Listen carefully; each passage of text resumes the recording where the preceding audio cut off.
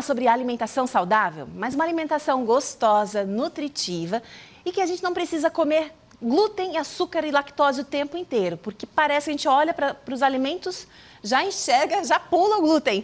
Então, quem vai responder isso para a gente é a nutricionista pós-doutora em microbiota intestinal e obesidade, que vai falar então sobre como começar na prática a ter essa alimentação. Boa tarde, Marilyn Ferreira, muito bem-vinda. Boa tarde, muito obrigada por estar aqui mais uma vez, falando de um assunto tão gostoso. Gostoso literalmente, né? Agora, Marilyn, assim, muitas pessoas têm cada vez mais uma preocupação de saber, de repente, será que eu tenho intolerância ao glúten? Será que eu tenho intolerância à lactose? Porque tem muitos casos. Mas, apesar da importância de se ter um diagnóstico, dá para adotar na rotina medidas que você não precisa excluir totalmente. Eu costumo dizer que é uma monocultura você comer só trigo e comer as preparações industrializadas. O que a indústria usa como base é isso, trigo, açúcar. Então, a nutrição ela não é para eliminar, ela é para incluir. Então, a gente veio aqui mostrar como é fácil você dar mais sabor, mais saúde ao seu dia a dia, incluindo e trocando as preparações para uma variedade de alimentos. Agora, a Marilyn, como estudiosa, ela pesquisa muito sobre a conexão cérebro e intestino. E aí, introduzindo essa questão, como é que a gente dá, então, para melhorar? Porque muita gente, às vezes, acha, eu tenho uma dificuldade de ir ao banheiro, né? Fico enfesado com frequência e não percebe que isso traz consequências para a sua capacidade mental, emocional. Sim, essa questão de ficar enfesado pode te deixar com um dia menos produtivo, menos libido, uma vida realmente com menos aproveitamento de nutrientes. Então, eu trouxe aqui preparações ricas em nutrientes e que ajudam na movimentação do intestino e que o intestino produza essa conexão de mais hormônios, que são a serotonina. Ele é responsável por mais de 50% da produção da serotonina, que é o hormônio do prazer, da alegria, e também uma preparação que é para a digestão, para a movimentação desse intestino e que a gente acaba colocando mais sabor, mais nutrientes e menos sódio, menos açúcar na alimentação. Então, gente, é muito fácil, é muito tentador comprar aqueles pacotinhos prontos de tempero, né? Agora, é tão baratinho, é tão fácil ter isso em casa. Eu gostaria que você falasse, então, das suas escolhas e como que elas podem ser usadas no dia a dia. Vamos começar, então, pelo sal de ervas. O sal de ervas é uma preparação que, como eu falei inicialmente, tem todas as ervas que auxiliam no bom funcionamento da saúde intestinal, que são orégano, hortelã, a gente tem a salsa desidratada e o alecrim. E a proporção para você fazer o sal de ervas, você vai pegar uma xícara de cada erva dessa. Então, você vai escolher, que pode ser até diferenciado. Algumas vezes eu boto manjericão, qualquer outra erva desidratada, você vai escolher 4 tipos.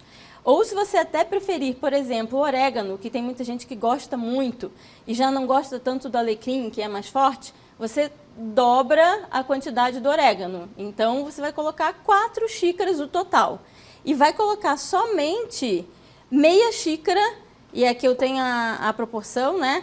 Que é a metade de tudo que você colocou de ervas de sal. E pode ser o sal refinado, que também ele tem sido bastante criticado, né? Esse aqui é um sal que a gente chama de sal marinho. Parece redundante, todo sal é sal marinho, mas quando é chamado de sal marinho é que ele é menos refinado. E ele é baratinho. E ele também é super barato. E você vai fazer essa proporção tudo no liquidificador e bateu e vai ficar essa delícia que é um pó. Só super que aromática, pó. Né? Se televisão tivesse cheirinho, né? Muito cheiroso.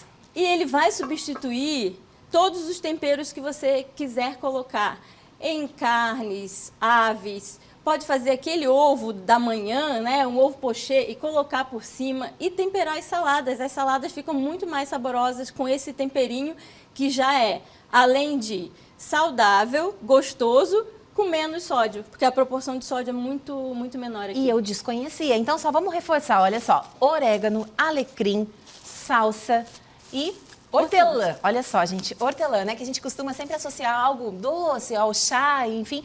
Então você pode estar colocando e pode fazer uma substituição, né? Tu falou. Eu posso trocar, como eu falei ali do alecrim, que ele fica muito saboroso para aves, mas tem gente que não gosta. Então eu posso dobrar a quantidade do orégano ou colocar uma cebolinha desidratada no lugar. Quando a gente compra, sempre vem com na validade, né? A questão do prazo. Tem um prazo para utilizar? Por ter o sal, ele conserva muito bem. É só você não deixar em local com muita luz e nem muita umidade. Aqui em Joinville fica mais complicado, mas a gente sabe os locais de casa que são menos úmidos, né? E aí eu consigo ficar com esse sal em torno de 3 meses. Maravilha. E baratinho, né? Super dica. Fácil. Já amei, já vou adotar, porque a Marilyn sabe que eu faço as minhas marmitas, né? Tá faltando um temperinho especial como esse. E rende muito. E rende muito. E aqui, o que a gente tem? Aqui continua a conexão, então, da digestão, a conexão com o funcionamento do intestino e o enriquecimento de saladas. Eu gosto muito de dar esse exemplo, que isso aqui é a granola salgada e a gente pode colocar num arroz refinado.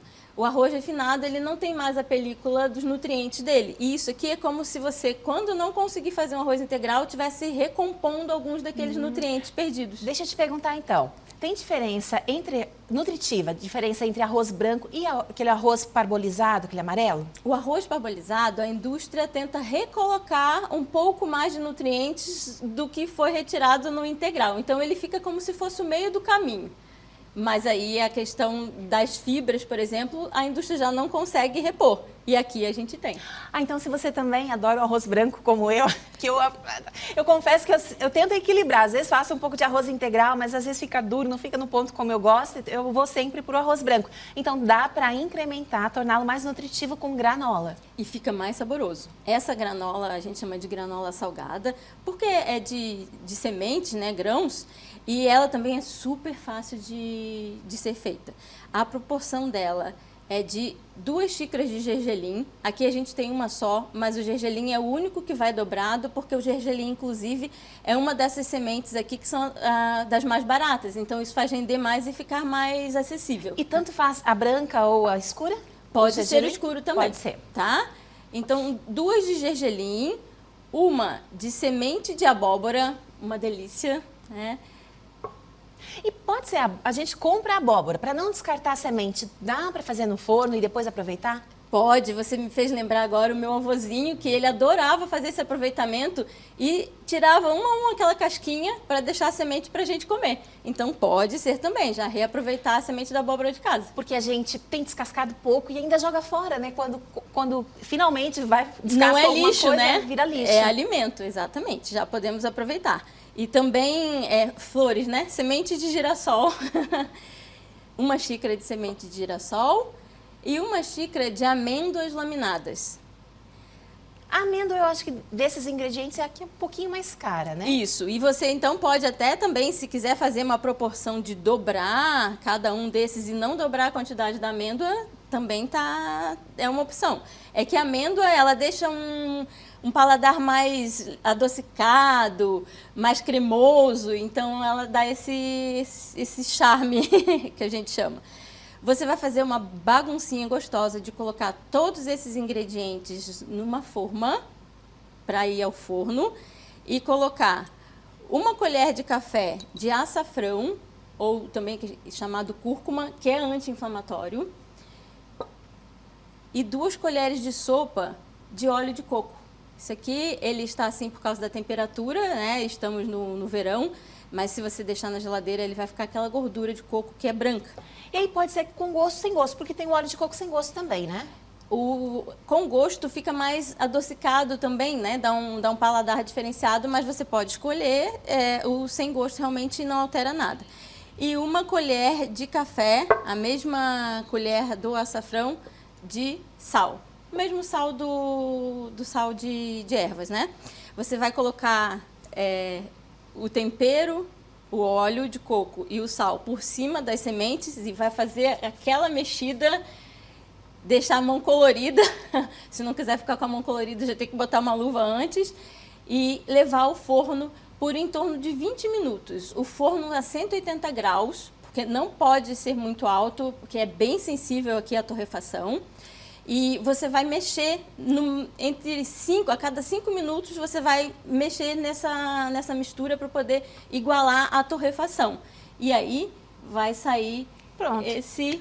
De preferência, coloca no vidro também, né? Para manter bem arejado, sem umidade, né? Sem o ar. Marilyn, para você aí que gostou das dicas, pode seguir no Instagram, né? A gente está falando de verificação e a Marilyn, inclusive, já tem um workshop aí programado para ensinar essas receitas práticas e baratas. @Nutrir Transforma. Eu amo disseminar essas praticidades com saúde, então por isso a gente faz workshops para poder fazer as pessoas provarem que essas delícias existem e são acessíveis e realmente gostosas e nutritivas. Vou repetir então, @Nutrir Transforma. Marilyn, muito obrigada pela sua presença mais uma vez, seja sempre bem-vinda.